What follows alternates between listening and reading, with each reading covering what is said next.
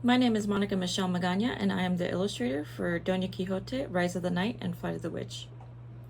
I'd like to start by thanking the Texas Bluebonnet team for selecting our book to be a part of the 2025-2026 master list. It's an absolute honor to be selected among so many wonderful books. And now to answer a few of your questions. When Lucia puts on her helmet, the panels always have wavy blue lines to help the reader understand what is happening. The effect is engaging to look at. Why did you decide to do that?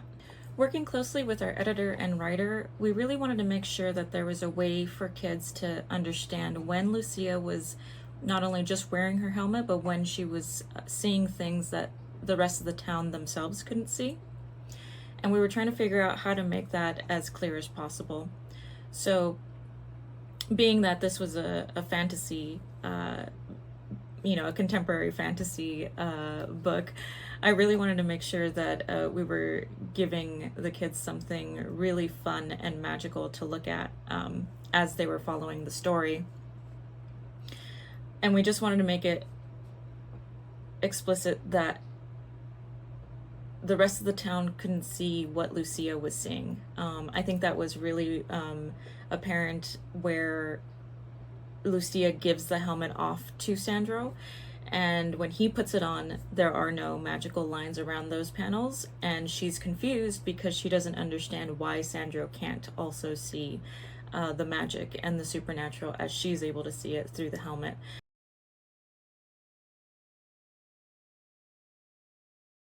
Do you have a favorite panel or scene in the book, and why is it your favorite?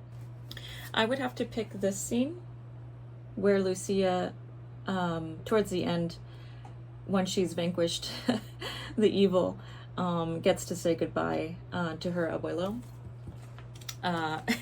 Every time I had to go through that page in the roughs and the inks and then the color, I cried every time. I happened to have lost my grandfather, who I was very close with and had a very similar relationship that Lucia had with her abuelo.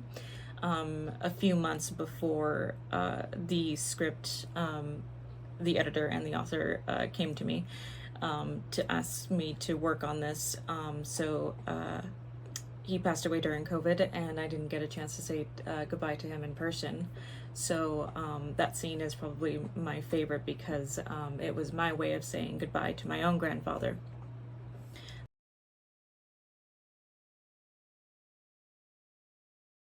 The entire climax of the book, where they're trying to make sure that the arch doesn't get activated, and the ensuing events after that were very challenging, just because there were a lot of different characters and actions to really keep stock of as I was drawing, page by page, and trying to figure out what Lucia was doing, and then cutting to Sandro and making sure that his actions were making sense alongside of, Lucia's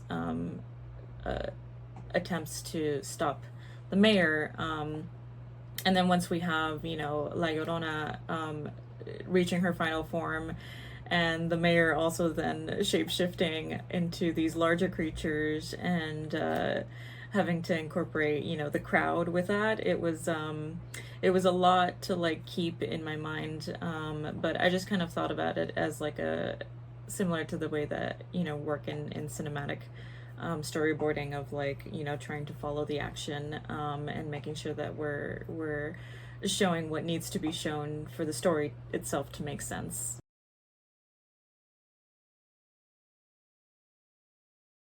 What inspired you to become an artist? Growing up in LA, I was kind of always surrounded by different arts and media. My mom worked in broadcast news, so it wasn't too far off from the entertainment industry, or at least being, within the vicinity of it. Watching so many Disney animated shows and movies growing up, being in that 90s era, where the animated movies were just so fantastic and true masterpieces, really, really inspired me growing up. And then, eventually I just kind of followed my my calling to be an artist. much to the chagrin of my academic teachers. But I found my way to an arts high school and eventually to an arts college where, you know, I was always inspired always by traditional painters, masters, through the ages.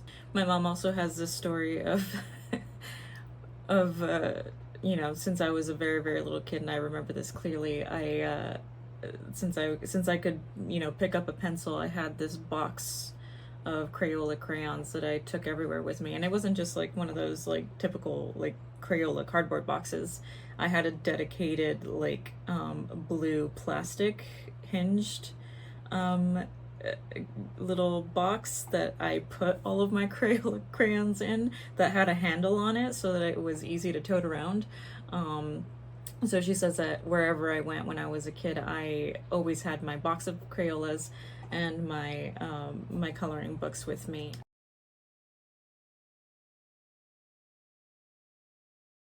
What advice do you have for aspiring young illustrators?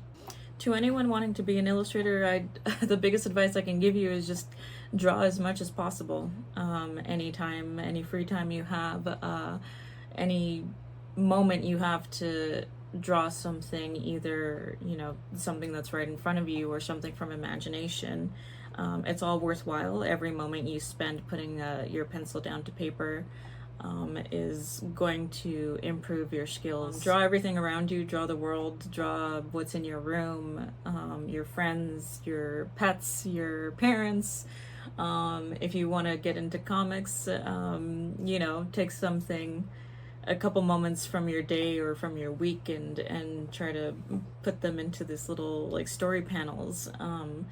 There's so many ways to make art. Once again, thank you so much for selecting our book. I hope you enjoyed it as much as we enjoyed making it.